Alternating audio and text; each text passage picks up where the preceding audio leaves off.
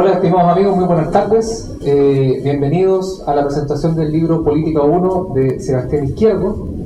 Tengo el honor de presentar esta obra, la segunda obra ya impresa de Sebastián Izquierdo. La primera fue Economía para cualquiera. Y esta es una obra donde ya tiene contenido político propio. La primera era un libro de economía, de estudio, de análisis económico que presentaba las matrices de manera objetiva.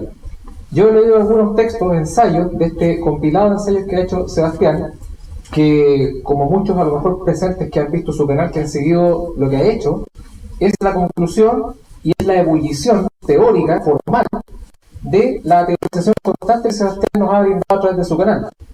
Me atrevería a decir que este texto, yo personalmente lo recomiendo, porque después de décadas, yo podría decir que es el primer texto no de izquierda o de derecha, digamos, tradicionalista, que habla de cosas prácticas, habla de colocar en práctica la teoría, la doctrina.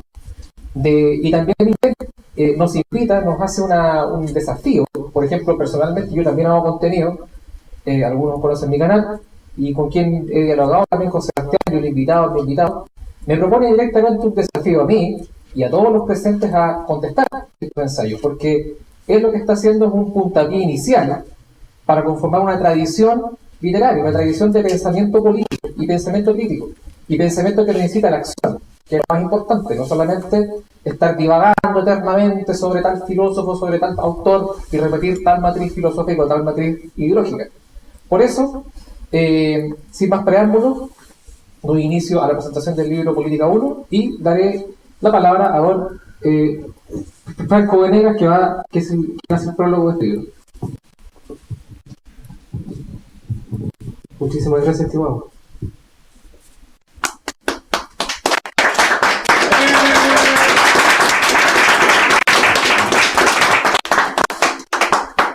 Estimados presentes, compatriotas, invitados varios, muchas gracias por estar acá. Primero que nada, porque estas instancias son necesarias para este sector. O sea, en el frente tenemos gente que escribe lo que sea, cuando sea, con el dinero que sea, y lo hace. Acá es un poco más difícil porque si no lo hacemos por nosotros mismos simplemente no se hace. Y nosotros podemos tener las mayores diferencias ideológicas en todas las personas que estamos acá, pero no nos perdemos en el momento de definirse y de sacrificarse y saltar al abordaje para defender a la persona. Eso es bastante significativo de este sector. Encuentro bastante pertinente decir las situaciones que nos conocemos con Sebastián. En fin, yo lo conocía a él, lo vi en el golf o en Barcelona, quizás en las manifestaciones. Me va a disculpar si no recuerdo precisamente dónde fue, pero cuando ya fue un poco más personal, yo estaba haciendo los envíos de mi primer libro. Estaba Sebastián ahí, la misma que yo, y llegó a preguntarme algo sobre los envíos, la etiqueta o algo así, y yo lo reconocí, lo saludé, y ahí hasta acá intercambiamos contactos y lo seguimos teniendo en contacto como traductores, activismo y por supuesto desde la amistad. No puedo dejar de decir acá que tanto Sebastián, todos ustedes y yo también podemos tener las mayores diferencias ideológicas, los podemos llegar a escupir fuego si es necesario, pero en el caso de Sebastián y yo, al final del día lo encontramos en las palabras de don Osvaldo Lira, lo encontramos con las publicaciones de don Plinio Correa de Oliveira y varios autores que sería bastante extenso decirlo acá, pero nos encontramos. Es decir, creo que esto es muy importante porque la característica que tenemos nosotros es que al final del día hacemos las cosas que hacemos y lo hacemos por Chile, por el pueblo chileno, por Dios, por la patria, por la nación entera, en defensa de Chile y de la patria histórica llamada España. Ahora hacemos ustedes con tertulios que no me enfocaré en la obra medular expuesta hoy acá por el autor, porque él seguro la mejor que yo. Sin embargo, con lo siguiente me enfocaré esencialmente en lo relacionado a la parte de la obra y lo colonial. El orden de lo colonial y por tanto el orden tradicional. Como ya sabemos quienes somos lectores de la historia patria y sus distintos periodos, es quizá Chile el país que ha escrito más en relación a la colonia en todos los países de este continente. Hay ensayos españoles, etcétera, pero la pluma con los que nos deleitan los historiadores chilenos es simplemente superior, creo yo, a cualquiera de los que están en este continente. No se trata solamente de don Pedro de Valdivia, sus cartas que son sumamente conocidas. Tampoco se trata solamente de la poesía de Ercilla o Pedro de Oña, o las crónicas de Alonso Valle, o el Abad de Molina, por supuesto, sino que también actuales como la pluma del padre Osvaldo Lira, que ya dije, el historiador don Jaime Izaguirre, el ensayista Eduardo Soracorena, entre varios otros, siendo autores chilenos más que necesarios para los tiempos que corren. Digo esto, queridos contertulios, porque a mi modo de apreciar, para los tiempos turbulentos que corren, esta obra, la de Sebastián, hace el amor, lo romántico en cuanto al periodo en particular, que es lo que es colonial, ¿cierto? El periodo de la colonia. Aunque ustedes no lo crean, es lo después ya. Es decir, no es solamente que sea un libro de ensayo de táctica de teoría política, o sea, el elemento colonial lo tenemos presente y es muy significativo.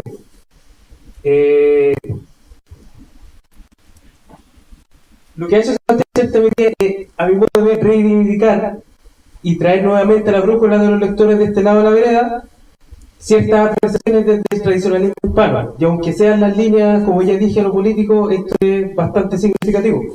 A propósito del manifiesto del Tren de Asturias y el Dragón de las Tres Cabezas.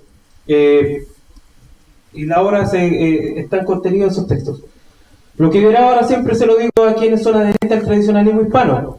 Les digo yo que lean, les digo yo que escriban y que defiendan esos autores, porque no podemos dejar de defenderlos, tenemos que tomarlos, tenemos que tomar la posta que ellos dejaron y seguir haciéndolo. Si no se puede mejor que ellos, digo, dejar que no mueran. En esta pequeña parte de mi agotado y sintético discurso, quizás diga algo que muchos de los presentes saben, pero que se hace menester señalarlo acá. El Occidente se halla en un periodo sostenido de disolución, desde por lo menos el término del siglo XIX, periodo que no cesó hasta terminar en el estado de decadencia que nosotros podemos observar al día de hoy. Lo que fue puesto de manifiesto ciertamente como filósofos como Spengler, como René Guénon, y luego Julius Evola, el italiano, son de plena vigencia hoy en día. Los ejemplos sobran, así que no voy a redundar en ese sentido. En esta línea podemos observar que lo que resta en Europa, o sea, el proceso es el mismo, pero lo que ha llegado acá, y aunque nosotros no seamos europeos, ha sido a mi criterio peor. Y Chile, como ya sabemos, es la probeta para los enemigos de los pueblos. Ahora, si se tratase de mirar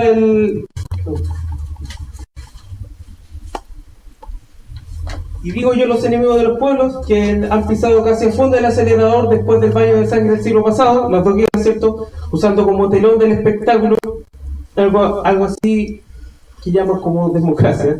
Esto que se encuentra administrado por los partidos políticos con ideologías que son ajenas a lo puramente nacional, sea de la nación que sea. Todo lo que llaman al día de hoy como democracia se ha extendido por Occidente a partir del término de la Segunda Guerra Mundial, con incesantes propagandas destructoras de lo moral, de lo tradicional, de lo natural, de lo nacional y, en definitiva, de lo occidental. Que nos hallamos ciertamente conscientes de la gran en la que vivimos hoy, podemos reconocer lo siguiente. Siempre se nos habla de la defensa de la democracia, ¿cierto? La democracia como lo más sagrado, defender el sistema entero. Pero ni hablar de la defensa de los principios básicos como la vida o la familia, ¿cierto? Defender los valores tradicionales de cientos o miles de años, o defender a la nación, o en última instancia defender que sea la república. Que no podemos estar de acuerdo en ese sentido, pero ni siquiera se habla de defender la república o defender el país. Es decir, de defender lo que es la estructura histórica. Antes de toda esta discusión de defender lo que es necesario y esencial, siempre se defiende la democracia, los derechos humanos y al final está Dios, la nación y la familia. Muy lamentablemente. Ya sabemos que hay quienes desean concluir el término de este proceso, que no es otra cosa que la destrucción de esta parte del mundo, ¿cierto? Y todo lo que eso implica. Pero al frente de ello estamos nosotros. Ahí estamos quienes son conscientes de un Dios, conscientes de una patria, de una familia, y que no aceptamos bajo ningún motivo, bajo ninguna razón y bajo ninguna circunstancia que estas cosas se elijan o se cambien así, como si todo se tratase de una lotería o como cambiarse de ropa de un día para otro.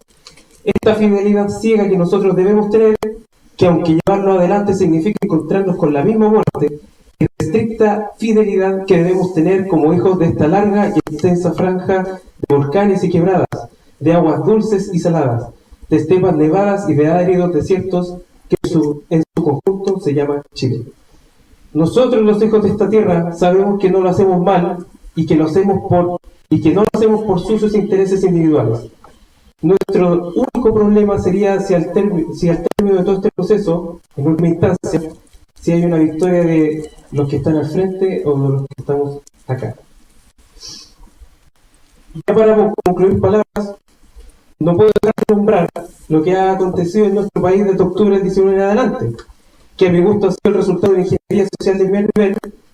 La democracia del Estado partido, la Agenda 2030, insertada con Bachelet 2, como muchos saben, avanzó lenta y sostenidamente en la disolución y posterior decadencia de nuestro país, sin que ninguno en el mundo de lo intelectual, digamos, haya hecho algo al respecto, o avisarnos en lo que estamos. O sea, lo que ha pasado hasta ahora, nosotros lo hemos dado cuenta solos, es decir, con las personas necesarias, pero con los políticos nunca.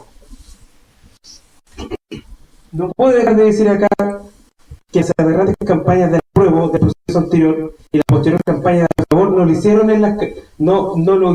las calles de los estratos populares, sino que lo hicieron los medios de comunicación masivos, con toda la verdadera opinión pública en contra y con una nación que recién comenzaba a despertar poco a poco. Es cierto que Chile ganó por vía de la democracia en este último proceso, o en los últimos dos procesos, y con amplios márgenes de diferencia. Números que por mi parte tiendo a poner en duda, porque ustedes saben que nosotros no podemos ni auditar el CERVEL y nadie puede ir más allá de lo que dicen ellos. Tiendo a la duda. Pero sin embargo ganamos en un sistema democrático que no es nuestro, que no está de nuestro favor, y esto es lo que le da a la gente, que nosotros le hayamos ganado en su sistema, su estado de partido y su democracia. 2 veces. Señalo esto, queridos contertulios, porque estas son características que ponen de manifiesto la bronca que tenemos nosotros con el sistema, contra esta partitocracia que no ha hecho otra cosa que esquilmar y destruir nuestra paz. Y que si persistimos en este trabajo de resistencia, podremos unir a más gente, no solo en nuestro país, sino que en el continente entero, para que tome conciencia que este sistema, tal como está y tal como lo vemos, no puede seguir prosperando. Y no puede seguir prosperando, tampoco gobernando, porque no puede hacerlo a costillas de nosotros. Son muchos años, esta cosa no puede seguir, tiene que haber un momento que tiene que terminar, en definitiva. Entiéndase que los enemigos de los pueblos son los dueños de este sistema, y debilitando al mismo pondremos en manifiesto quiénes están realmente con nosotros y quiénes no. Así que, compatriotas, no bajemos los brazos, vayamos pensando en nuevos sistemas y nuevas fórmulas soberanas y patriotas que sean una verdadera alternativa al cáncer democrático del Estado de partidos, a no desfallecer, y si de morir, que sea combatiendo, y será de pie y peleando hasta las últimas consecuencias. Hagámoslo por Dios, hagámoslo por nuestra raza, por nuestra nación entera. Muchas gracias.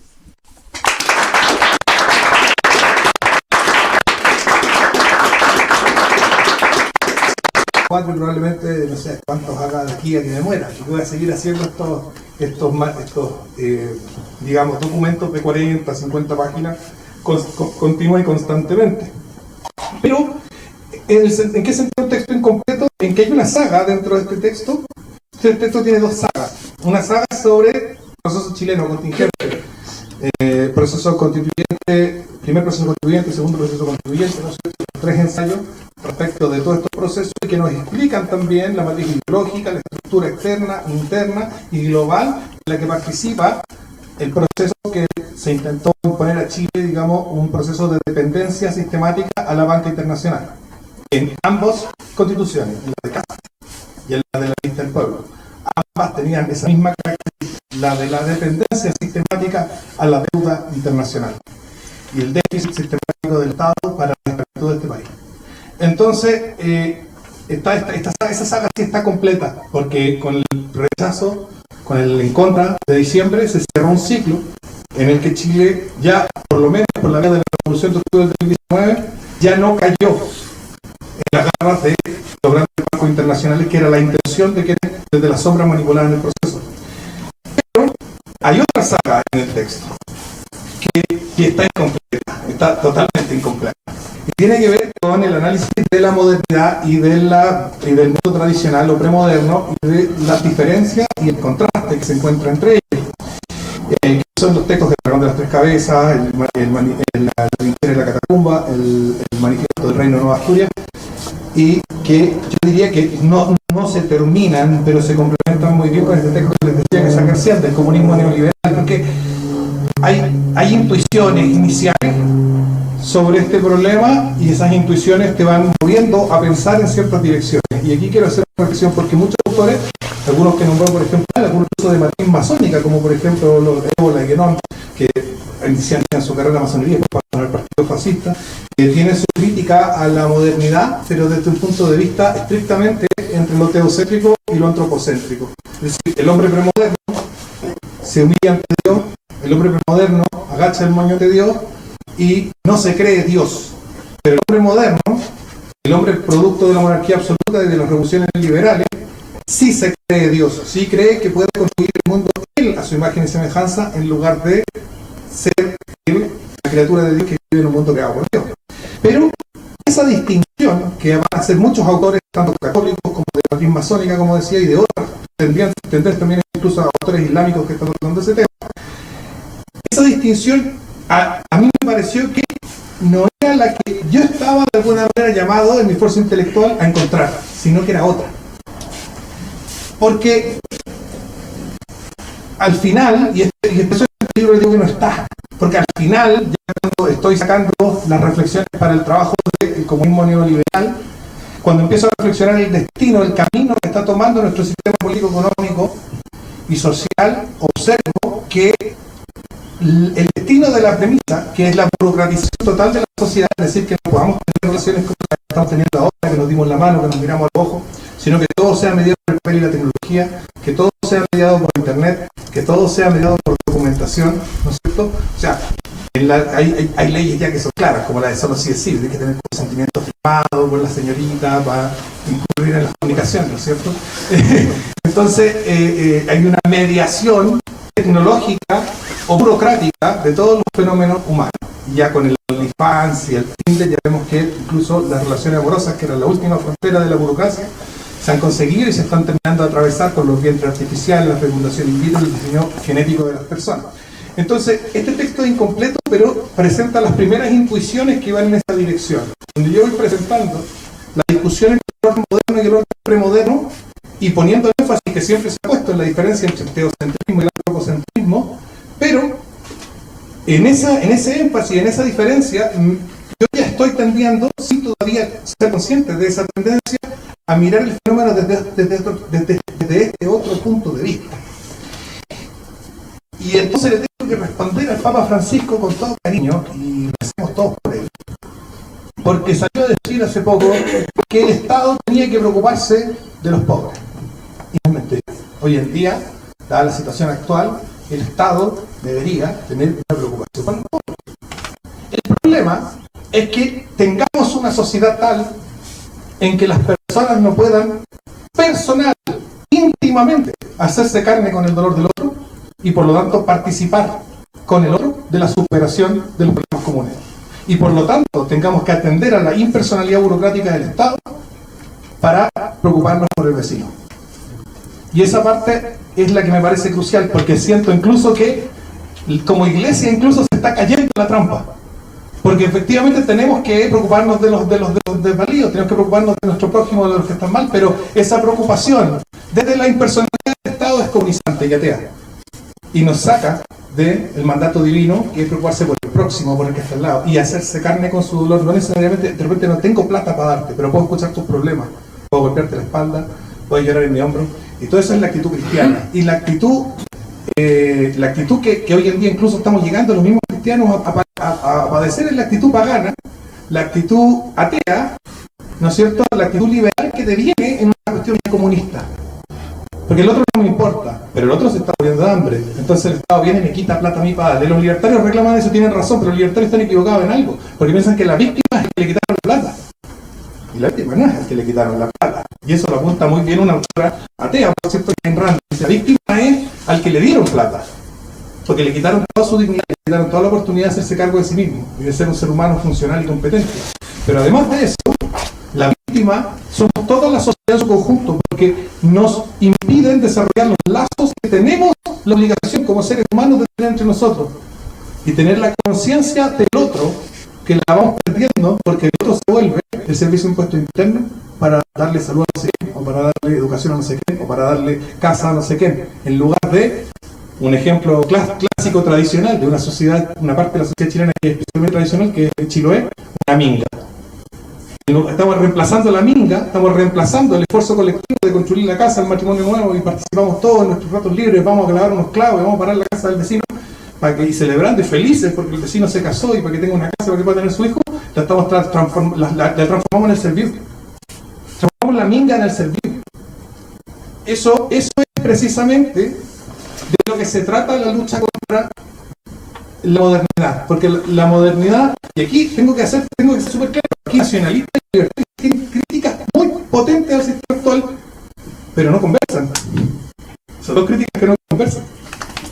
Y yo creo que estoy mirando una línea intermedia porque estoy mirando el problema desde este otro punto de vista. No se trata de que, oye, que el Estado es moral o no es moral, que me quite plata para darle no sé qué.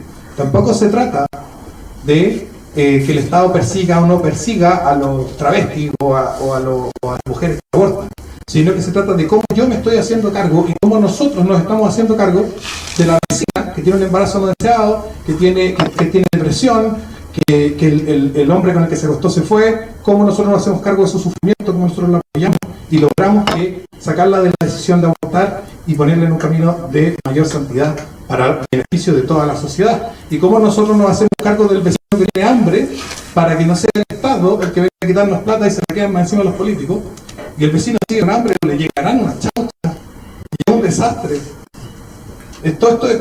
La modernidad es una pesadilla, estamos viviendo una pesadilla, y es una pesadilla progresiva, porque todos los días es más pesadilla. Y todos los días se diseñan nuevos dispositivos para separarnos, y para que no vamos a encontrarnos, y para que no podamos participar del otro. Las cosas van a ir como les decía, como en una minga, como una persona que está sufriendo y que tenemos que participar con ella. Entonces, yendo de vuelta al texto un poquito, vamos a decir que tenemos, ¿cierto? Los textos son Manifiesto del Reino de Nueva Asturias. Este es un manifiesto de un grupo político clandestino de un futuro distópico en una novela que yo escribí. ¿Vale? Hay que entenderlo así. Si ustedes piensan que un manifiesto así como pactual, para ahora, hagan esto ahora. No. Esto es un futuro distópico y hay un grupo insurgente católico en una novela que yo escribí y este es su manifiesto. Entonces, para que lo sepan y no piensen que el manifiesto del Reino de las Asturias son instrucciones para hacer ahora. Si pasa así, por suerte yo pongo en parte ante la vida y escribo en la introducción del texto de que es parte de una obra de ficción, que es una sección de una obra de ficción, porque si no van a decir, este buen comandante está llamando a la gente a poner bombas en las cartas de acción. Y no, estamos hablando de un texto que es de ficción. Después tenemos la trinchera de la catacumba, que es un análisis de las estrategias políticas de la Iglesia en términos de cuando estaba perseguida los primeros 3 siglos de la Iglesia, casi 4 siglos de la Iglesia, con el Imperio Romano encima, y cuáles fueron, digamos, las tácticas sucesivas que se utilizaron de organización clandestina y de estructuración política clandestina. Y me voy a decir, pero es que la Iglesia es pura espiritualidad. No, había, por ejemplo, la Iglesia del cuerpo, que tiene estructura, tiene obispos y cura y todo lo demás, y había cartas y se mandaban cartas. Todos los obispos, tenemos cartas de todos los obispos de los primeros 4 siglos, se mandaban cartas como había una organización no política en el sentido de que quisieran ser gobierno, sino una organización política en el sentido de que se están administrando entre sí y se están organizando entre sí y finalmente tienen el éxito, porque finalmente el Imperio Romano deja el paganismo y se convierte al catolicismo con el Edicto de Tesalónica.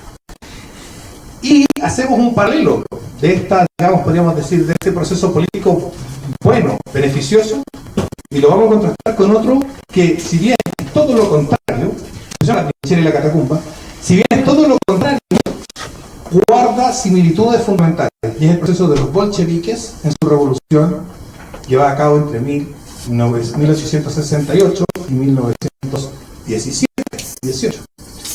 Hay similitudes fundamentales en la forma de organizar y de estructurar un Estado paralelo dentro del Estado y en la forma de mantener la pureza doctrinal. Y aquí los bolcheviques se basaron y copiaron y robaron de la iglesia primitiva para llevar a cabo su táctica. El problema es que nosotros al parecer no podíamos aprender de nosotros. Entonces yo tengo que venir y poner a los bolcheviques de ejemplo para que nos demos cuenta que la forma en la que operó la Iglesia Católica como estructura política desde el principio tiene un sentido político y tiene una repercusión en la forma que nosotros tenemos que hacer política si es que nosotros queremos tener éxito, porque los que le han copiado tuvieron éxito. ¿Se entiende? Entonces trata sobre esas dos estrategias políticas, su vigencia en la actualidad y cómo es su aplicabilidad en la actualidad para los tradicionalistas cristianos. Bien. Siguiendo, tenemos la trilogía del proceso revolucionario chileno, sus 3 textos. Una unión posible, que se escribió a partir de la victoria del rechazo del 2022. Tiene mucho que ver con un análisis mucho más general del sector reaccionario en la revolución actual. Una revolución que, digamos, yo tengo la idea de que ya fracasó, pero bueno, pueden empezar otra. Que es una radiografía para dar como introducción a los 2 textos, pero que también toma el tema de la coyuntura de que el rechazo había ganado, y también el tema de que la gente pensaba que ganó el rechazo, ganamos, estamos, y yo explicaba que no era ninguna victoria que faltaba para la victoria definitiva, y no existe hasta cierto punto la victoria definitiva. La victoria definitiva es Cristo. Cristo hizo la victoria definitiva sobre el pecado hace 2000 años, y nosotros no tenemos ninguna victoria definitiva que hacer. Nosotros tenemos lucha hasta la parucía. O sea, hasta que venga Jesús de nuevo, pura lucha. No se va a acabar el comunismo, no se va a acabar la energía, no se van a acabar los sanistas, no se van a acabar ninguna de estas cosas, se van a acabar. Van a seguir ahí. Nosotros lucha. Que piense que no, que ahora lo hicimos, lo conseguimos, se acabó. Perdido, y es parte de lo que toca en ese primer texto de esa trilogía. Luego viene otro texto que se llama Ganó la reacción, con signos de pregunta, cuando esto tiene que ver con la instancia en que el Partido Republicano gana las elecciones a consejeros constitucionales. Y ahí yo explico, bueno, lo que pasó. El Partido Republicano se metió en una trampa, lo explico a los días. Vemos que tenía razón, el Partido Republicano se metió en una trampa. Esto puede significar el fin del partido si es que tomamos malas decisiones. Estamos viendo el partido moribundo. Observo temas críticos del proceso revolucionario en términos de su matriz ideológica, de dónde vienen todos estos procesos y hacia dónde van. Y termino, digamos, con unas arengas y cosas para recordarles de nuevo que hay que seguir dando la pelea, porque va a venir más cosas, y este segundo proceso no va a ser, que había estado anunciado además en el texto anterior, va a ser lo que muchos pensaban, así como ya viene la constitución de Castro, esa constitución maravillosa, y además la vamos a aprobar, y después Castro va a ser presidente, y Chile se va a volver primer mundo, los comunistas se van a encerrar en su casa y van a decir, perdimos, y van a salir a buscar que hagan un currículum. Eso no pasó nunca, y no va a pasar. No va a pasar, no hay ninguna forma quiero decirlo porque yo sé que esto se va a grabar y se va a ir y todo, entonces no hay ninguna forma de que eso pase, cabrón, ya, eso no va a pasar nunca. O sea, ustedes se van a morir peleando por los rojos, ¿vale? Ténganlo súper claro. Que algunos tienen la esperanza de ganar y que, no, se van a morir peleando por los rojos o van a estar aquí cuando Jesús baje. Esos son los dos. Y después viene el tercer texto de esta trilogía, que redunda porque observé que en la explicación del proceso revolucionario contingente, es decir, el proceso revolucionario que nosotros vivimos a partir del año 2006 con la Revolución Pingüina, que tiene su momento principal y más álgido en el año 2019 con el estallido mal llamado social, que yo llamo fecal. En ese proceso, en esa revolución, yo expliqué características contingentes de esa revolución que van a ser características que vamos a ver por lo menos durante los próximos 50 años en las revoluciones de los distintos países del mundo. Y hubo confusión, y me recibí comentarios que eran de confusión. Entonces, una parte importante del último que se llama, el tercer texto que se llama La Constitución Invencible, porque también no hay signos de interrogación, un canto de victoria, porque ganamos el segundo plebiscito, el tercer plebiscito de hecho, perdimos el primero, pero ganamos los otros dos. Impedimos que los dos intentos constitucionales que anclaban a Chile a la banca internacional lo volvían esclavo del FMI, el Banco Mundial, etcétera, y que lo volvían esclavo del Foro de Davos, y que no teníamos soberanía, y los jugadores que prestan plata no iban a decir qué hacer, como lo estaban haciendo con Argentina ahora, hasta que llegó Milei, que no es santo de mi devoción, pero está haciendo excelente trabajo en la materia, y hay que reconocérselo todo, porque estás dejando de emitir deuda, ¿qué es lo que tienes que hacer si quieres que tu país no sea básicamente una colonia de la banca? Entonces, estábamos en ese proceso y hubo confusión, me encontré con confusión, no había sido tan claro. Entonces, en la Constitución Invencible me tomo la molestia de explicar el asunto del poder y la revolución en el sentido más canónico posible, es decir, cómo han sido todas las revoluciones que hay y que van a haber, y qué es lo que significa el traspaso de poder de un bando a otro, y cómo se traspasa ese poder, y cómo ese poder se pierde por un lado y se gana por el otro, y cuáles son las mecánicas que operan en eso. Y en la Constitución Invencible me tomo la molestia de explicar con detalle el proceso canónico de la revolución. ¿Qué significa esto? El proceso que tiene las revoluciones, todas, las políticas, por cierto, no otro tipo de revoluciones. ¿Ya? Para echar luz sobre el texto anterior, ¿ya? Entonces, si usted está leyendo el ganó la reacción y se confunde y dice, bueno, ¿está en esta parte? Bueno, en el siguiente hay una explicación más profunda y más atingente, no de esta revolución, sino de todas las revoluciones, para que quede más claro. Y también se analiza por qué y qué pasó y cuáles fueron las estrategias equivocadas del bando de los de la favor y por qué perdieron y cómo perdieron. Cómo se pasamos de poder ser la bisagra, que es la posición de mayor poder que puede tener la minoría, a ser el jamón del sándwich y darnos al bando patriota la condición de bisagra, que es el mayor regalo que nos pudieron haber hecho, lo hicieron de puro imbécil. A punta de insultar a los dos lados del espectro. Nos insultaban a nosotros y insultaban a los del otro lado, entonces al final nosotros terminamos odiándolos a ellos más que a los del otro lado. Pero es tonto lo que hicieron, es tonto. Y yo explico por qué es tonto, para que ustedes no cometan los mismos errores en su lucha política hacia el futuro. Y por cierto, terminamos con el dragón de las tres cabezas. Ese texto es el más antiguo del libro y lo puse al final. Pero es el más antiguo del libro.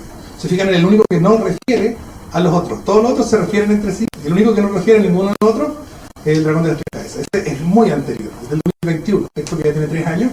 Pero la teoría no es mía.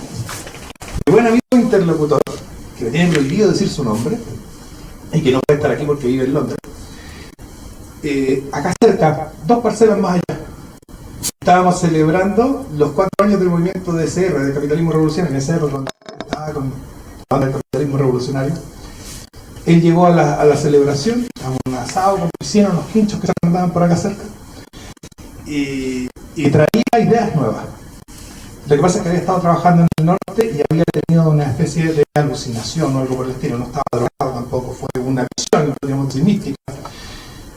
Y él observó una visión que le daba a entender de que existían 3 formas de pensar que parecían enfrentarse entre sí y parecían colapsar todo el horizonte del pensamiento. Y luego, en la segunda parte de la visión, ese dragón de 3 cabezas que parecía pelear entre sí se demuestra que es una sola entidad, que es pequeña y es diminuta y hay uniforme y hay universo más allá, que además es débil. Y él en esa época estaba estudiando la Revolución Francesa. Entonces vuelve a estudiar la Revolución Francesa a la luz de esta visión y va a desarrollar una tesis política respecto de las ideologías de la modernidad que me va a transmitir, como les decía, el año nuevo del 2018 celebrando, era como el 5 de enero, estábamos acá, en una piscina, y me dice, mira, tengo esta cuestión, y lo transmite. Y yo quedé con eso y lo fui trabajando en mi cabeza, y lo mastiqué en mi cabeza, y en 2021 me senté en el computador y lo sistematicé. Pero este cabrón no tiene nunca nada así como sistemático, pues es bien caótico, el hombre es un genio, literalmente, y es una persona muchísimo más inteligente que yo, pero por eso lo reconozco todo el rato, pero tiene un problema de disciplina verbal, ¿no es cierto?, de orden, y entonces tiene ideas geniales y tampoco las ordena bien, pero maravilloso. Si quieren ver una muestra de eso, hay un prólogo de él en Economía para Cualquiera que da muestra de eso, de que él entiende todo lo que está diciendo, pero no te lo está dando a entender muy bien a ti. Y entonces yo sistematicé esa idea que no era mía, aunque, claro, la idea que me dio él me dio una idea, lo que te pueden decir en un carrete, digamos. Y yo me dediqué estos años a desarrollar y a desarrollar y a pensar y a pensar. Y durante todo ese tiempo pensando estas ideas de originales del dragón de 3 cabezas, sobre todo con mi conversión, que se dio en el año 2020, mi conversión al catolicismo, del ateísmo al catolicismo, se clarificó mucho más. Y ya en 2021 yo pude redactar esto de forma muy sistemática, muy clara, y espero que haya quedado súper claro. Ahora, a ese texto que muchos yo creo que han leído, porque está en el Amazon, estuvo tiempo en mi página web también, le cambié cosas para la publicación de este libro. ¿Por qué? Porque había una pila de errores históricos. Yo le escribí lo que sabe y de repente te manda a cagar y pone cosas que no eran. Entonces después le llego a corregir datos históricos concretos. Entonces voy, lo leo y de repente estoy leyendo a la revisión para imprimirlo y digo, y yo escribí esto, pero esto es una tontería, esto no tiene ningún sentido con respecto a lo que yo ahora sí sé que realmente pasó en esa época. Así que voy y corrijo. Lo que no cambia, ojo, nada las conclusiones, pero sí echa más luz porque tiene menos confusión, menos equivocación. Y ese es el libro. Pero el libro parte por una cita de Juan Vázquez de Mella y Fanjul, y la quiero leer. Es un poquito larga, la voy a leer. Y le voy a decir quién era Juan Vázquez de Mella. Juan Vázquez de Mella era y es que en este texto que él despliega en 1917, es como si nos hubiéramos llamado por teléfono o con una máquina del tiempo, porque yo no sabía quién era y me leí su libro cuando ya estaba listo a la imprenta y tuve que parar, decir, no, paren, a la imprenta, no me impriman nada, voy a incluir esta cita, porque me encontré con un tipo del siglo XVII que en el Congreso Español, en las Cortes de España, está diciendo lo mismo de lo que yo estoy hablando, y me pareció tan importante. Me sentí acompañado. Y quiero leerle entonces esta cita de Vázquez de Mella para que lo entienda. Yo, dice Vázquez de Mella, he defendido siempre la existencia de dos soberanías, y alguna vez he formulado aquí la teoría en términos breves, como es posible hacerlo, en un discurso parlamentario. La soberanía social y la soberanía política, que son distintas y que no deben confundirse, y que están en el fondo del derecho tradicional y cristiano. He considerado a la soberanía social como naciendo y brotando del manantial de la familia por una serie jerárquica ascendente y doble de corporaciones, unas derivativas como la escuela, la universidad y en cierto modo las corporaciones económicas, otras complementarias como la comarca, y no digo provincia porque tiene sabor imperial romano, y la región. Y en esta serie ascendente de organismos sociales que no brotan desde arriba ni por merced ni por concesión del Estado, sino que brotan y nacen de la primera unidad social, esa jerarquía se despliega en una serie de autoridades iguales en cada grado de la jerarquía, en cada peldaño de ella, que termina en una variedad de sociedades completas como las regiones. Ninguna puede resolver los conflictos que surjan entre ellas. No puede tampoco ejercer dirección de aquello que es común. Y como además esa soberanía social no es solo compuesta de esa doble jerarquía de poderes, sino también de las clases que se relacionan y cruzan y atraviesan paralelamente, resulta necesidad imperiosa que exista un poder de orden y dirección general que sea verdaderamente moderador para resolver las contiendas y además para encauzar y dirigir todo lo que es común al fin colectivo de las sociedades en que imperan. Esa soberanía política tiene su origen inmediato en una necesidad de orden y dirección de la soberanía social. La soberanía social es superior a la soberanía política, por algunos conceptos. Lo que es la política en cuanto ordena y rige, pero es inferior en cuanto necesita todos los medios materiales, económicos y de coacción que tiene que tomar de la soberanía social. Cuando la soberanía política invade a la soberanía social, nace el absolutismo en la teoría y en todos sus grados. Cuando la soberanía social invade la política, la disgrega y la rompe, y entonces surge la anarquía. Si el combate sigue en grado de la escala, la anarquía irá ascendiendo hasta producir la disolución de la sociedad.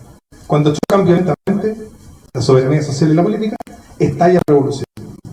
Pues bien, esa teoría está en el fondo tradicional de todas las sociedades cristianas.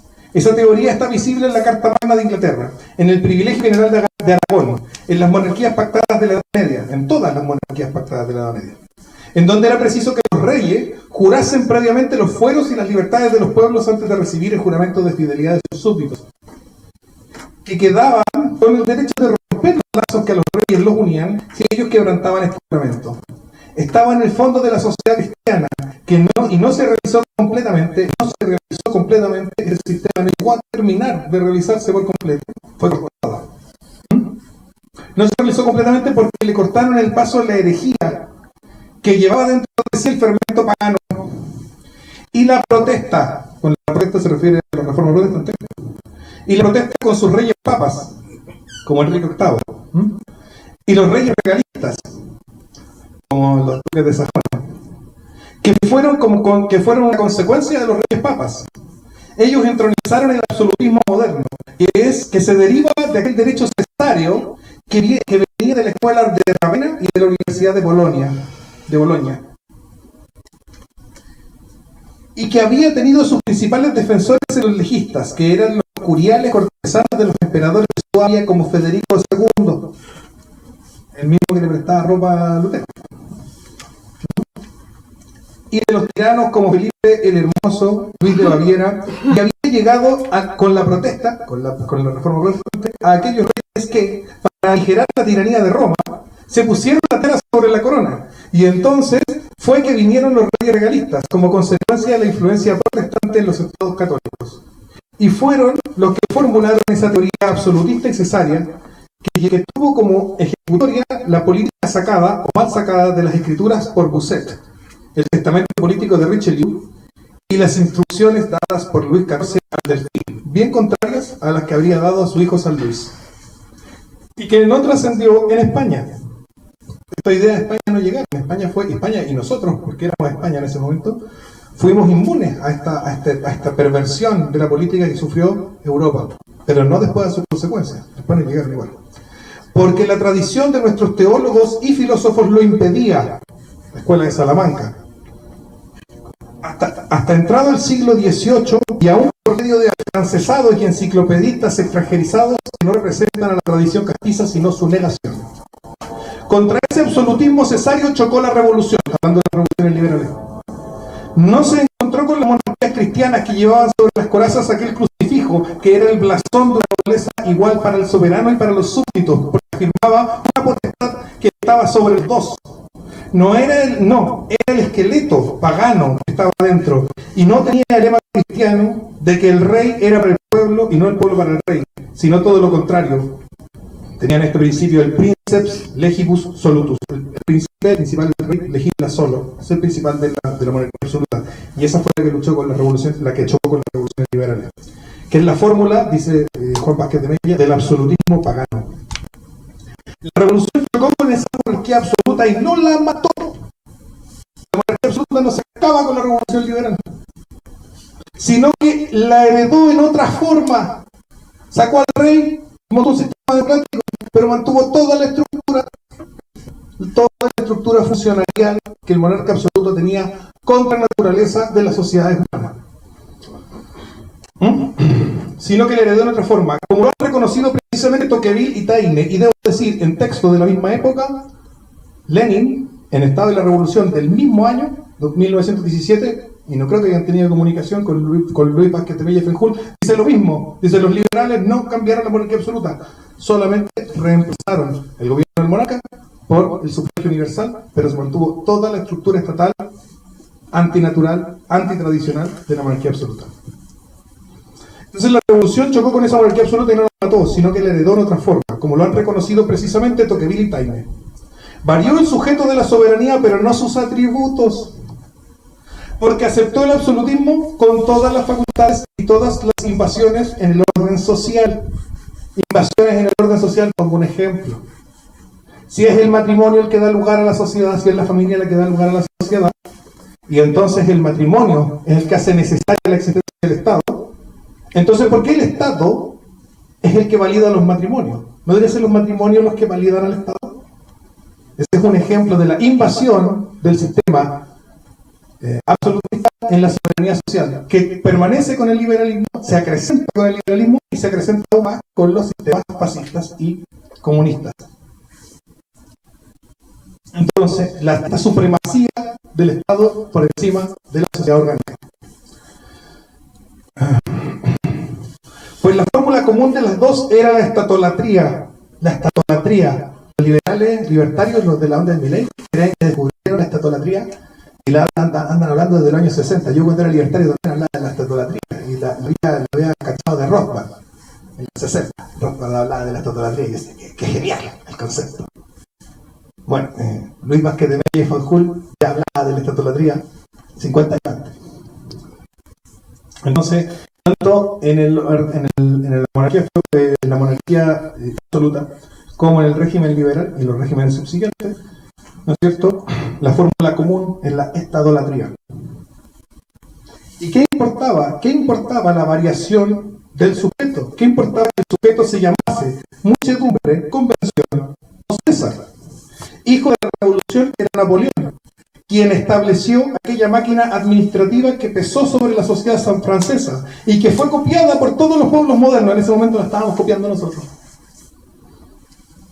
Y fue copiada por todos los pueblos modernos. Y que era todavía más opresora y más complicada que la que había establecido Luis XIV. La revolución heredó el absolutismo del antiguo régimen en una fórmula distinta. Y cuando los parlamentarios aparecieron, aunque ya habían aparecido en la primera revolución inglesa, que había tenido su fórmula doctrinal en el libro de Locke, vinieron a menudo como una copia externa y falsificada de la Constitución británica hecha por Montesquieu, que se olvidó de su teoría determinista y fatalista de los climas. Porque la Constitución inglesa se había ido formando lentamente en la historia. El alcázar inglés no había sido fabricado a priori por los legistas, había sido fabricado por los siglos al compás de las necesidades sociales, y por eso era grande y por eso todavía subsiste. Juan Vázquez de Mella y Fanjul, 1917. Y yo pongo todo el principio de mi libro, lo pongo esta cita al principio de mi libro y escribo para culminar la cita. En esta cita de Vázquez de Mella y Fanjul, en su discurso al Parlamento Español del 17 de junio de 1917, es de un gran interés para el lector. Es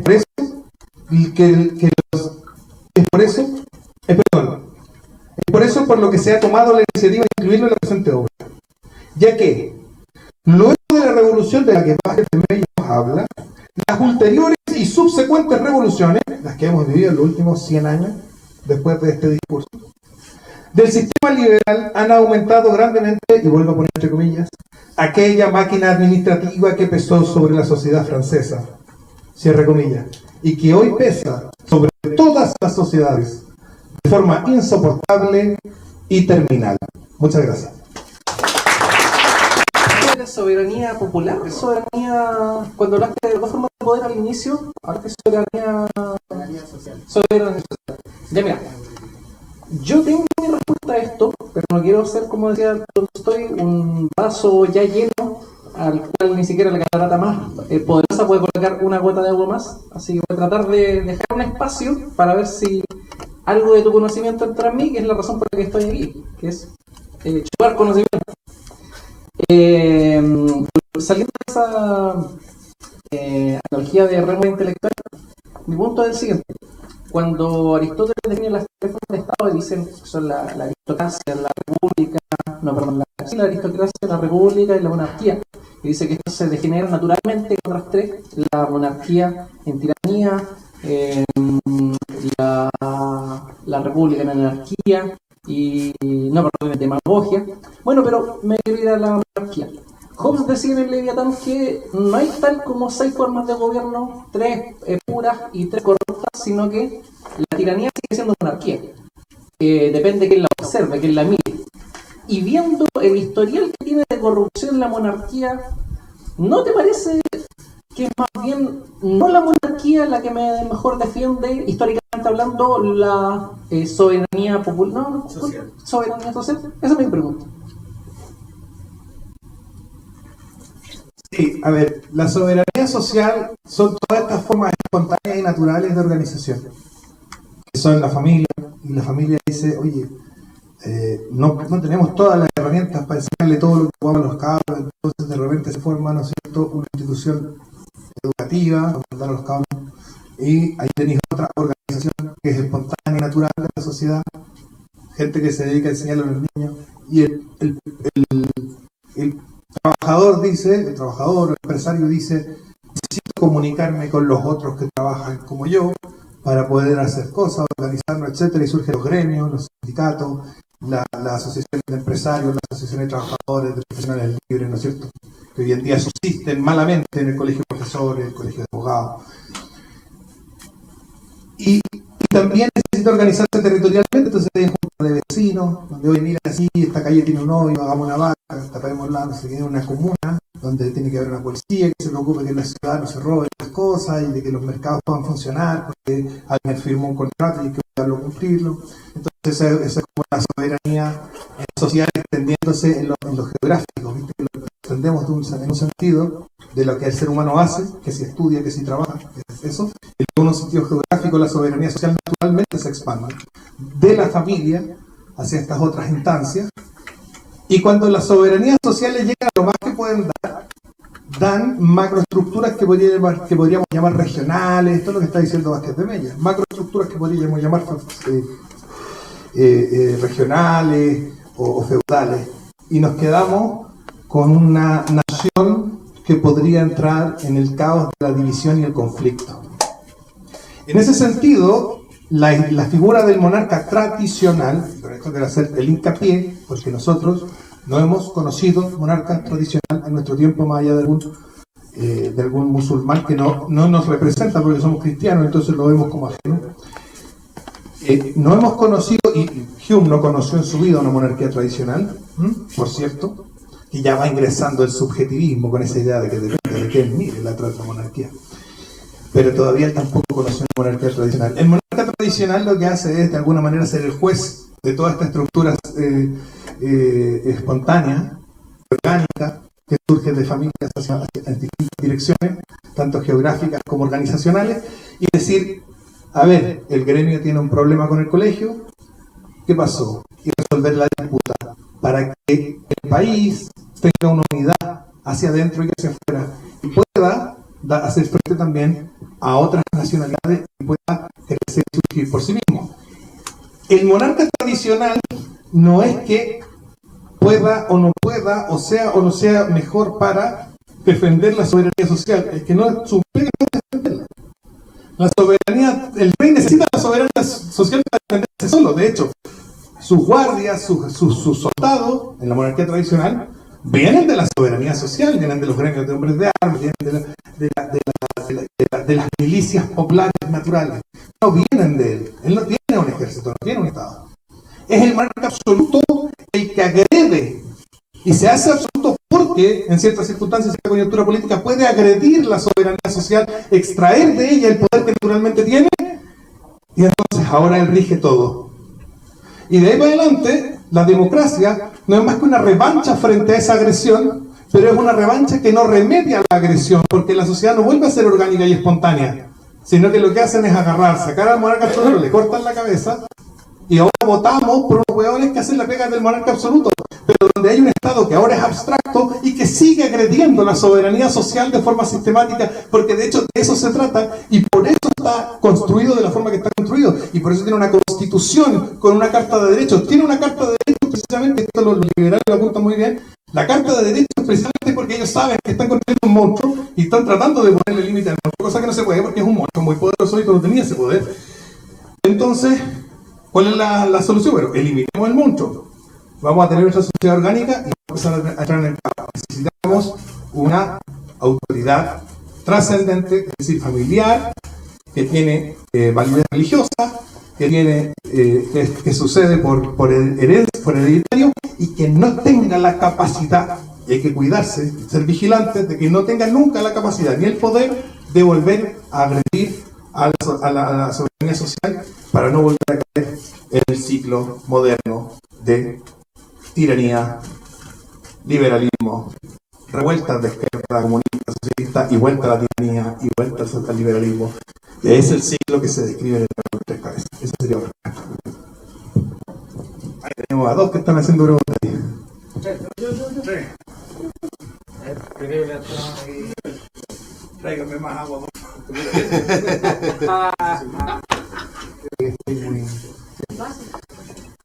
Es cuando hablabais sobre la cita de Vázquez de Mella, no pude evitar pensar en la teoría de los cuerpos intermedios de Jaime Ortega. Entonces mi pregunta es la siguiente: ¿Es acaso la teoría del difunto liberal una forma corrupta de lo que indica Vázquez de Mella? No, la teoría liberal del gremialismo de Jaime Guzmán es una reinterpretación liberal del fascismo, no del tradicionalismo.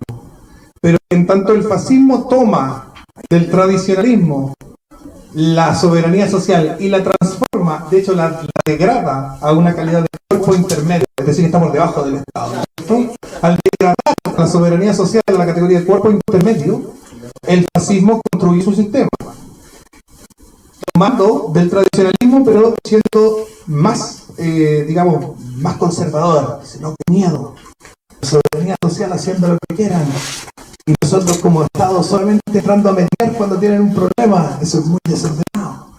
Entonces tienen la mentalidad del liberalismo todavía ahí, de la Revolución Francesa, que tiene que ser ordenado todo por el Estado. Entonces degradan la soberanía social y le van a decir cuerpos intermedios. Y Jaime Guzmán seguía esa teoría política hasta que leyó a Ludwig von Mises, y entonces se hizo liberal, pero seguía teniendo esa teoría política, y entonces fue agarrando y fue haciendo un enfoque que no tenía ningún sentido, que es básicamente fascismo invertido. Porque si el fascismo se trata de la politización de los cuerpos intermedios para la unidad de la nación, la teoría de Jaime Guzmán se trata de la despolitización de los cuerpos intermedios para la libertad del individuo. ¿Se fijan? Entonces es fascismo al revés, pero no tiene relación directa, sino sí indirecta, con las teorías tradicionalistas respecto de la soberanía social.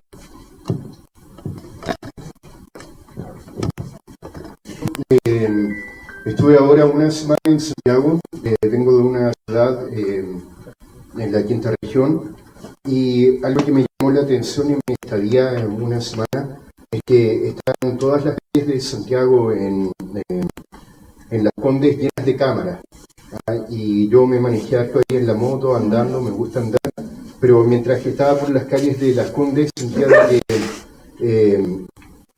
de que siempre te estaban mirando en el fondo. O sea, las calles que están ahí solamente para bus, uno no se puede meter porque te sacan una foto y te sacan un parte.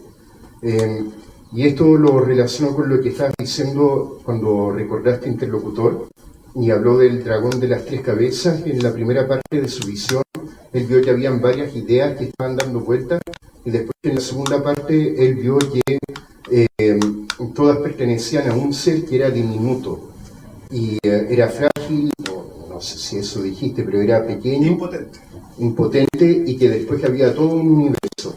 Ahora, viendo esto que a mí me llamó bastante la atención en Santiago, también pienso en lo que fue la revolución del estallido fetal, donde la gente, digamos, salió y le importó un carajo, digamos, la cámara, todo eso.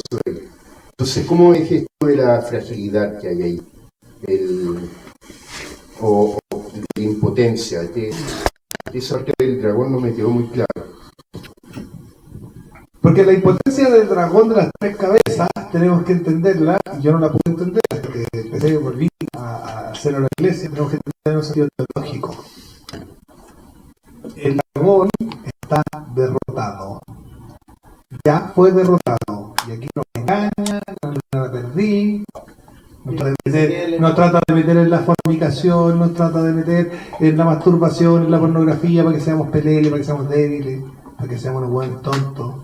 Nos trata de meter en las drogas, nos trata de tener toda la noche carreteando en vez de dormir, levantarse temprano y leer un buen libro, no que fome, mejor me meto a Tinder, a ver si me agarra una chiquilla.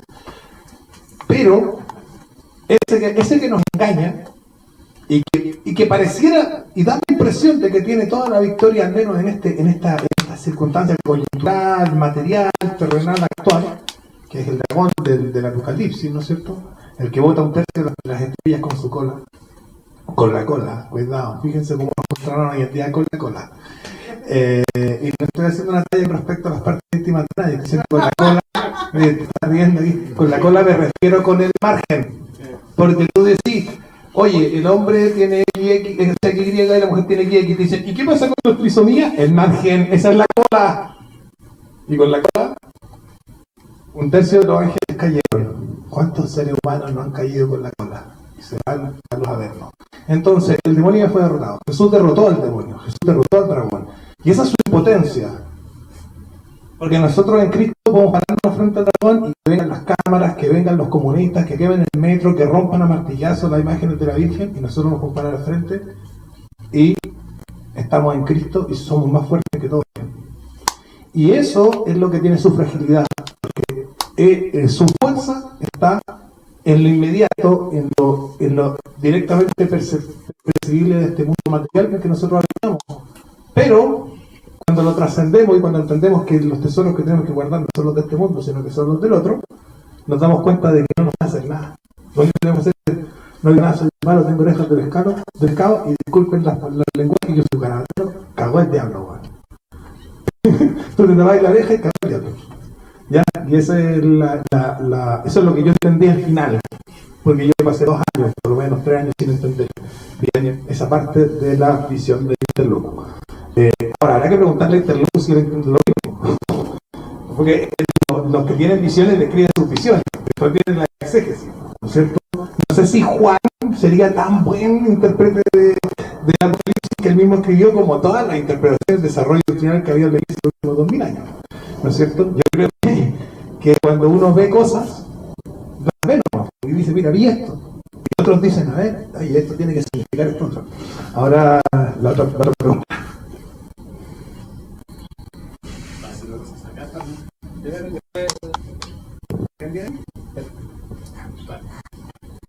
Sebastián, la pregunta va en línea con lo del dragón y en sí tiene que ver con el qué hacer que tendría que hacer la derecha. O sea, y qué hacer, lo digo un poco citando el título del libro de Lenin. Y eso tiene que ver con que, bien, frente a esta revolución en la que nos encontramos, porque bien tú dijiste de que, a ver, el dragón es impotente, pero frente a esta revolución que debemos hacer, tenemos una revolución donde se ha avanzado y donde en sí como que la moral se ha dado vuelta. ¿Y cuál es la actitud que debería tener el derechista frente a eso? ¿Debemos tirar para atrás, es decir, dar vuelta a la rueda, parar la rueda, o dar vuelta a la rueda y pararla en algún momento? Esto dice relación con lo que decía él también, ¿no es cierto? El que preguntó antes, porque decía lo de las cámaras y todo eso. Y después hubo un estallido de cámara, y nadie sabe quién quemó el metro todavía. Pero estalló la cámara. Porque las cámaras no son para ellos, las cámaras son para nosotros. Porque estas revoluciones surgen del seno del sistema y son para la perpetuación del propio sistema. Así que las cámaras son para nosotros. Imagínate el sistema lo débil que es, que necesita cámaras, para que 30 cabros nerd católicos que están en contra del sistema no lo echen abajo. Esa cámara necesita todo un aparataje mediático. Imagínate que un predicador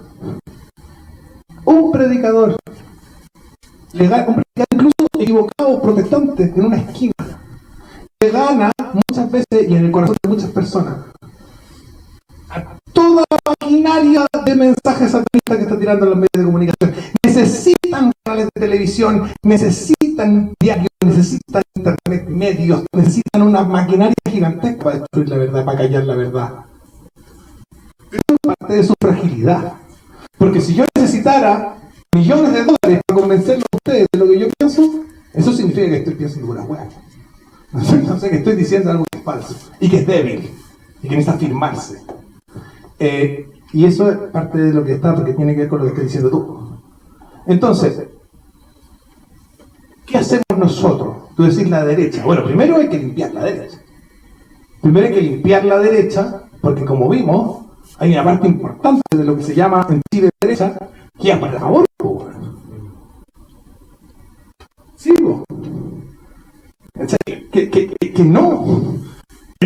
que no, tenemos que primero empezar a hacer una destilación, un trabajo de limpiar, de ordenar lo que entendemos por derecha. De aquí nos quedamos porque de verdad tenemos cosas que son súper claras, que son Dios, la patria y la propiedad privada. Y si hay algún tipo que es súper nacionalista, está contra la propiedad privada, no está con nosotros. Y si hay algún tipo que es súper libertario, no está ni con Dios, no está con nosotros. Y si hay un tipo que es súper, digamos, patriota, pero no le interesa una tesis, que es ateo y que no le gusta la propiedad privada, pero ama a Chile, tampoco está con nosotros. Está con nosotros 3 cosas. Aún así, quiere refundar Claro, aún así quieren refundar. Pero es parte de eso, es parte del sistema renovándose, diciendo a la gente y esperanza. Hay un capítulo que yo encontré genial de esta serie del sistema, que se llama Black Mirror.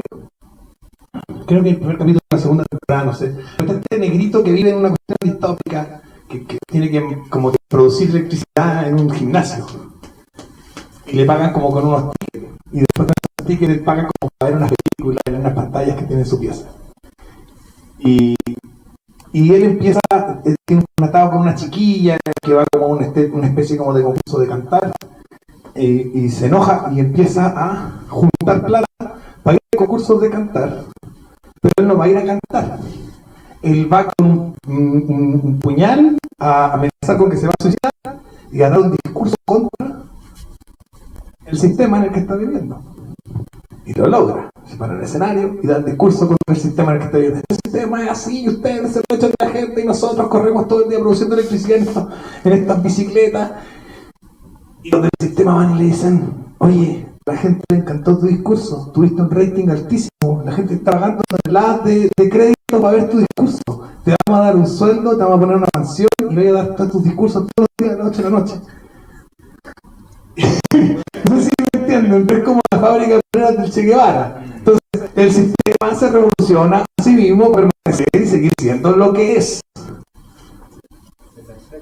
Se perpetúa mediante estos ejercicios de simulaciones, de revoluciones. ¿Quién quería cambiar la Constitución en Chile? El Fondo Monetario Internacional, el Banco Mundial, el Foro de Davos, los multimillonarios. El sistema quería cambiar la Constitución en Chile. El sistema. ¿Quién quería cambiar la Constitución en Chile? Sebastián Piñera, Andrés Velasco. Sebastián Piñera y Andrés Velasco. ¿De dónde son Sebastián Piñera y Andrés Velasco? ¿Dónde fueron colegas, trabajaron juntos en una oficina en el Banco Mundial? Ellos querían cambiar la Constitución. ¿Quiénes fueron los que debutaron al país? Sebastián Piñera y Andrés Velasco. ¿Y dónde trabajaron? En el Banco Mundial. Y la gente, atrapada, engañada por toda una operación mediática, sale a romper cosas, a tirar piedras, para que parezca y para que las personas tengan la ilusión de que la Constitución la cambiaron ellos. Y la gente es tan tonta que lo cree. O sea, si hubiera ganado la prueba en alguna de las dos instancias, los hueones que estaban a favor, digamos, estarían celebrando. Nosotros cambiamos, tú no cambiaste nada, weón. ¿Ya? ¿Y qué es lo que tenemos que hacer nosotros? Bueno, estamos sacando gente del engaño, sacándolo, digamos, por decirlo así, de la Matrix. Somos Neo. Estamos dándole pastilla roja a la gente, sacándolas de la Matrix, que entiendan la situación que estamos viviendo, que es muy compleja, que dejen de creer en las mentiras del sistema, de un Netflix que te quiere decir que la descendiente de Ptolomeo era negrita, ¿no es cierto? Y sacaron un documental y hay millones de personas dando vueltas pensando que, porque nació en África, Cleopatra era negra, cuando era descendiente de Ptolomeo, en la familia monárquica más incestuosa de la historia de la humanidad, más que los Habsburgo.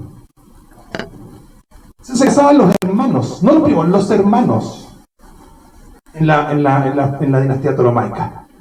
Entonces, ¿de dónde iba a sacar? Pero no importa, Cleopatra es negra. ¿Qué sacan con mentirte que Cleopatra es negra? Nada. Porque es el demonio, se regocija en la simple mentira. Da lo mismo si Cleopatra es negra o blanca, pero ¿por qué la quiere presentar como negra? ¿Por qué la quiere presentar como negra? Porque engañarte es lo que le da placer al mal. Mentirte es lo que le da placer al mal. ¿Y qué es lo que hacemos nosotros? Tenemos que estar en la verdad. Y en la verdad se pasa mal. Y si van a preguntarle a San Pedro y a San Pablo. Pero la verdad conquista. Y tenemos que estar firmes. Y lo que ha pasado es que los que han estado en la verdad no han estado suficientemente firmes en los últimos 200 años. Y eso es lo que tenemos que hacer nosotros. El desafío es ser mejores que nuestros ancestros en esa materia. Milita es Vita Homie de Superterra. No caché. O sea, que la vida del hombre sobre la tierra lucha. Claro. Sí, pues, la vida del hombre sobre la tierra lucha. Hola. Quería preguntarte como... a mí siempre me ha hecho el tema de la monarquía, pero veo que, bueno, no necesariamente la católica ha tenido pequeño éxito históricamente. Como me gustaría que ahondara igual un poco en lo por ejemplo, las dinastías musulmanas, que realmente son una monarquía que no es comunista, y también presentarte al punto de que quizás se ha aplicado el comunismo de esa manera, de una manera nacional, por ejemplo en Corea del Norte, que la soberanía nacional se ha visto muy reflejada en la figura del líder, y además hereditario. Eso. Sí, lo que pasa es que el orden natural es infiltrante. ¿Qué significa que el orden natural es infiltrante? Que como estamos hechos para vivir de una forma, aun por mucho que hagamos esfuerzos de vivir de otra, igual esa otra se termina pareciendo a la forma en la que estamos diseñados para vivir. Dios nos hizo vivir de una manera y no de otra. Una de esas características es la característica familiar, de la forma de vivir que tenemos los seres humanos diseñados por Dios para vivir familiarmente. Entonces, ¿qué pasa con los dictadores comunistas? Como pasa en el caso de Corea del Norte, y como pasa también en el caso de Cuba, porque si bien Díaz Canel no es hijo de nadie ahí, es hijo de, y la mitad también es parte del orden natural. Entonces, los seres humanos estamos hechos para construir estructuras de lealtad y de amor filial, entre hermanos, padres, hijos, esposos, esposas y amigos. Y esas son las formas básicas en las que la sociedad se va construyendo. Sin esas formas básicas no hay construcción social ulterior, no hay Estado, no hay patria, no hay nación, no hay nada. Tenemos primero que tener esposas, esposos, hermanos, papás, hijos, primos, tíos, amigos y amigas. ¿Se entiende? Bien. Entonces, si nosotros observamos el sistema chileno y vemos que los Alessandri están en la UDI y uno es diputado y otro fue alcalde hace nada. Había un presidente Alessandri y era hijo de otro presidente que fue Alessandri. Eso es una cosa de los comunistas. Porque en las democracias también está así, como la familia Kennedy, ¿no es cierto? Y se rompe muy poco, y cuando se rompe es para que entre otro grupo de lealtades que vuelvan a armar su feudo. Así funciona porque somos así. Y la democracia tiene el discurso de que el nepotismo y el amiguismo y el nepotismo y el pituto y el amiguismo y están súper mal, que están súper mal. No están mal. Es la naturaleza humana. Estamos hechos para confiar en los amigos y en la familia. Y es correcto que lo hagamos. Y es correcto que si necesitamos poner a alguien en un puesto de confianza, pongamos a un amigo o un pariente. Si tenemos una empresa y tenemos que poner un directorio, ponemos amigo y pariente en el directorio. No vamos a poner no, es que este cabro salió con las mejores notas de la Católica en ingeniería comercial. No lo conozco. Entonces, el orden natural es infiltrante y lo podemos seguir viendo aún y cuando haya sido desbancado por la revolución y la modernidad y el orden absoluto. Lo seguimos viendo a todo nuestro alrededor. De hecho, aquí estamos, en la casa de mi amigo aquí, no lo voy a nombrar, pero si no quiere, si quiere lo nombro, si no quiere no lo nombro.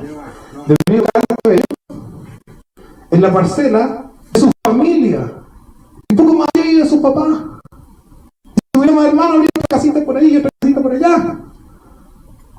Eso es lo normal, es lo natural, y no estamos viviendo en una monarquía. Y yo vivo en una parcela familiar, donde está la casa de mía con mi mujer, y está la casa de un hermano de mi mujer con su familia, la casa de otro hermano de mi mujer con su familia, la casa de un compañero de curso en la misma parcela, de un compañero de curso, el hermano mayor de mi mujer con su familia, y está la casa de la mamá de mi mujer, en la misma parcela. El sueño, o sea, la gente lo que quiere es eso, compramos un terrenito y vivir con toda la familia y que todos se construyan su casita, ¿o no? A todos les gusta eso, ¿cierto? Entonces, no, el orden natural es más poderoso, es tanto más poderoso que todas las estructuras que pretenden destruirlo, como el comunismo, la democracia liberal, etcétera, terminan replicándolo en forma disfrazada, desordenada, incluso corrupta, y las mafias de narcotráfico son otra forma en la que el orden natural se infiltra en el orden moderno, con toda la corrupción, con toda la maldad que eso tiene adentro. Pero se organizan por lealtades y por familia. ¿Qué cómo se tiene que organizar el ser humano? Y si tratamos de tapar el sol con un dedo, de eso nos llenamos. De mafias políticas, de mafias callejeras y de mafias de narcotráfico, en lugar de tener familias nobles que, obedientes, haciendo su mejor esfuerzo por ser obedientes a Dios, guían al pueblo. Respecto de las monarquías, me preguntaste por las monarquías que en el Oriente Medio, digamos, mantienen regímenes más cercanos al orden natural que a la monarquía absoluta. Bueno, Emiratos Árabes Unidos es claramente un país que tiene una estructura de principados coaligados con sus feudos internos. ¿Es un país moderno? Sí. ¿Es un país fuerte? Sí. ¿Es un país rico? Sí. ¿Es un país que puede poner sus reglas y que la gente lo respeta? Sí. Y al mismo tiempo es un país que, si nosotros observamos la estructura como está organizado, es casi como si hubieran agarrado y hubieran copiado, con la excepción de la religión, repito, que por eso nos hace parecer ajeno, es como si hubieran copiado el Sacro Imperio Romano Germánico y lo hubieran hecho musulmán. Entonces, ese sistema ya se acabó, ya no puede ser. No sé si todavía hay. Y si nosotros observamos el sistema que es moderno, que es liberal de Inglaterra, subsiste dentro de su estructura por ser de orden natural. Y si tú vas a Inglaterra, te vas a encontrar, por ejemplo, a ir a una plaza pública en un barrio, y vas a ver una placa que dice: esta plaza no es pública, esta plaza es del duque de no sé dónde, y la puso en medio de la ciudad para que los niños vayan y jueguen a la pelota. No es del Estado. Y tú no tenés derecho a estar ahí, pero te dejan, porque el duque de no sé dónde es buena onda nomás. Chao, fue. ¿Cachai? Y lo vemos en Estados Unidos también, que a pesar de que es un país súper democrático y súper liberal, tiene estas estructuras redundantes, ¿no es cierto? Cuando nosotros vemos las películas, que se junta la asamblea del pueblo chico en Estados Unidos y levantan la mano, ¿qué es un cabildo? ¿Quién inventó eso? La tradición hispánica. Así era la monarquía hispánica. Cada ciudad se juntaba la gente, levantaban la mano, votaban distintas cosas. Democracia directa de la comunidad organizada, de los padres de familia. ¿Qué es lo otro que tienen los gringos, por ejemplo, que tiene que ver con esto? La estructura policéntrica, donde de repente está el sheriff del condado y llega la policía estatal y dice: este caso es de la policía estatal. No, es del sheriff del condado. Y el FBI dice: no, este es un caso federal. Hay líneas no claras entre las jurisdicciones que permiten la redundancia de estructuras de poder. Y la redundancia en la estructura de poder tiene dos ventajas. Primero, tú tenés más gente cuidándote, pero al mismo tiempo, esa gente, como está compitiendo por cuidarte, tiene menos poder sobre ti. Entonces se genera en esa dialéctica de estructura de poder policéntricas que los libertarios defienden. O sea, ahí hay literatura libertaria sobre las estructuras policéntricas y las cuestiones y la redundancia de administraciones y de jurisdicciones. Hay por montones. Digo, el tío que está, ¿cómo se llama el alemán? Hans Hermann Hoppe se habla de eso también, Walter Block habla de eso. No solamente es una cosa de nosotros, los tradicionalistas, que somos muy religiosos y queremos volver a la Edad Media y andar a caballo con armadura. No. Estas son cosas que están en discusión, que forman parte integral de la filosofía del fascismo, aunque a mi juicio distorsionado, que forman parte de la crítica que el libertarianismo le hace al sistema democrático liberal moderno actual, y que todas las críticas al sistema actual de estos digamos, sistemas alternativos beben de una fuente original. Y yo fui libertario, yo fui fascista. Ambos beben de una fuente original, que es el tradicionalismo del orden natural, y al que tenemos que apuntar. ¿Por qué? Porque funciona mejor. ¿Porque qué funciona mejor? La ciudad de Nueva York o un pueblito en Texas. Un pueblito en Texas. Y todos lo sabemos, ¿no? Y ese es el orden natural. Esa diferencia le deja claro. ¿Qué funciona mejor? ¿Liechtenstein o Austria? Porque Liechtenstein es un principado, pero un príncipe que hasta hace poco era católico. ¿Ah? Una comunidad de personas que se conocen, que saben quién es el otro. ¿Dónde quieres vivir tú? ¿En Liechtenstein o en Austria? Son la misma gente, la misma raza, el mismo idioma, la misma cultura.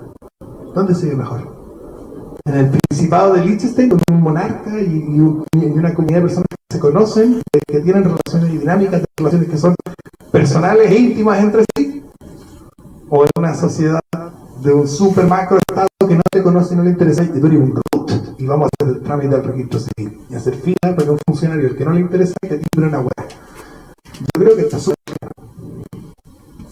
está súper claro. Y esa es la gracia de la monarquía. La gracia de la monarquía no es tener un rey, ponerle una corona y decir, oh, qué bacán, tenemos un rey, nos arrodillamos ante él y le hacemos caso en todo. No, no. Esa es la caricatura. La gracia de la monarquía es que la monarquía tiende a ser el sistema que más favorece ese tipo de estructuras policéntricas, la monarquía tradicional.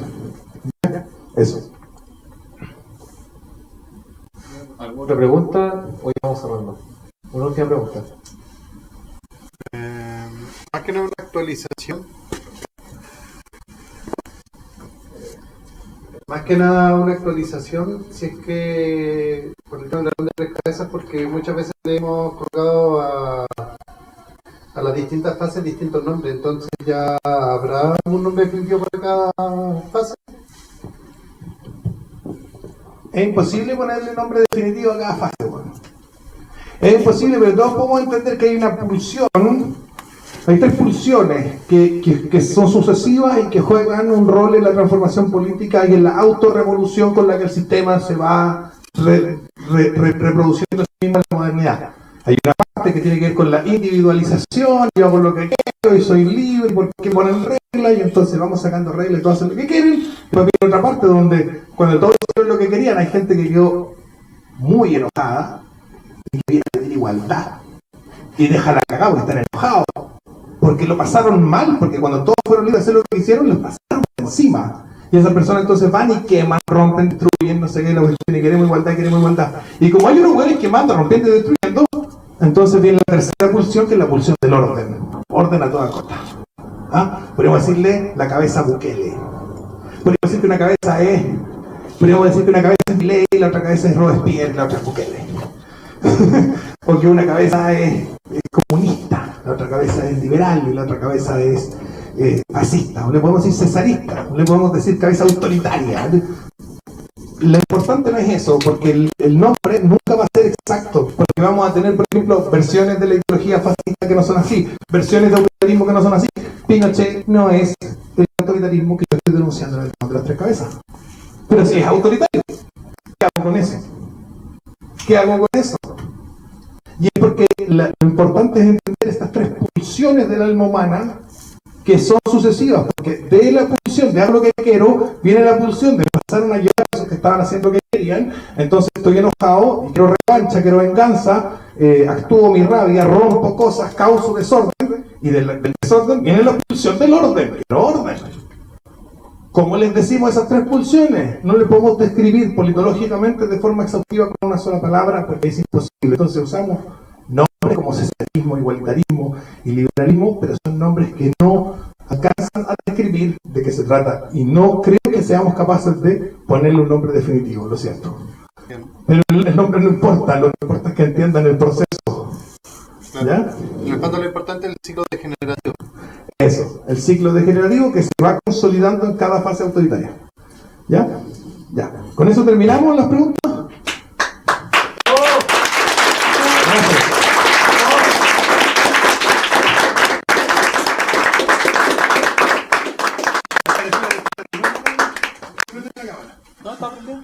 El Ludo se va a cantar unos temas ahora mientras yo firmo el libro. ¿Qué les parece? ¡Buena!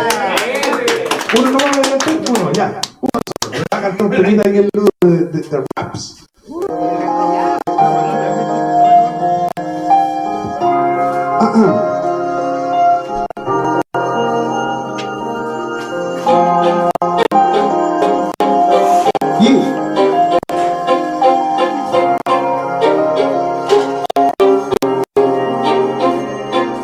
Dispáranos, todo lo que quieras, sumétenos, todo lo que quieras, jamás podrás apagar el fuego eterno que guía nuestras almas eternas y eternas protegidas por María. Dispáranos, todo lo que quieras, sumétenos, todo lo que quieras, jamás podrás apagar el fuego eterno que guía Dios.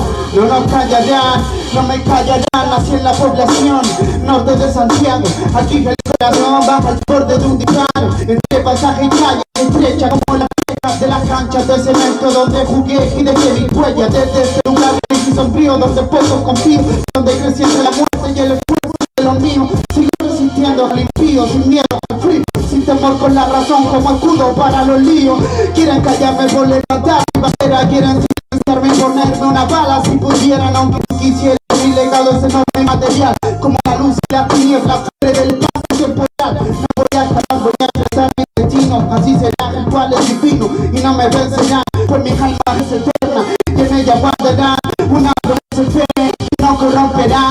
Dispáranos, todo lo que quieras, sométenos, todo lo que quieras, jamás podrás apagar el fuego interno que guía nuestras almas, que era protegida por María. Dispáranos, todo lo que quieras, sométenos, todo lo que quieras, jamás podrás apagar el fuego interno que guía yo.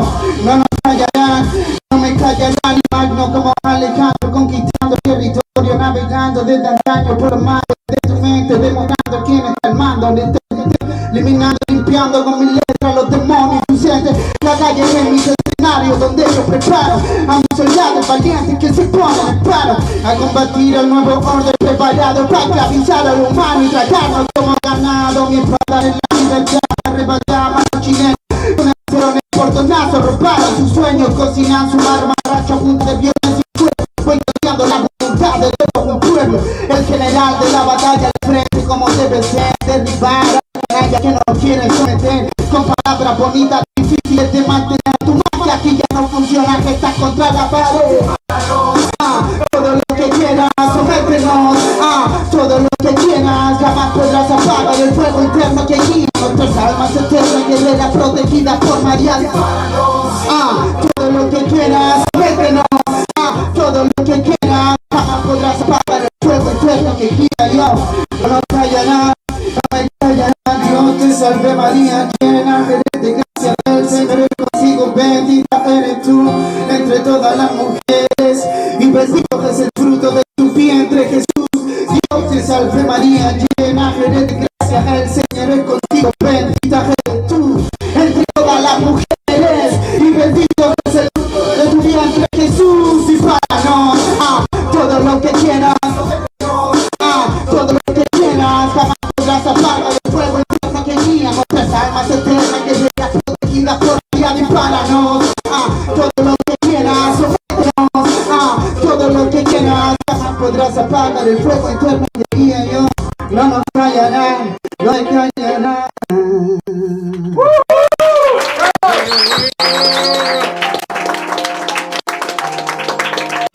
Muchas gracias.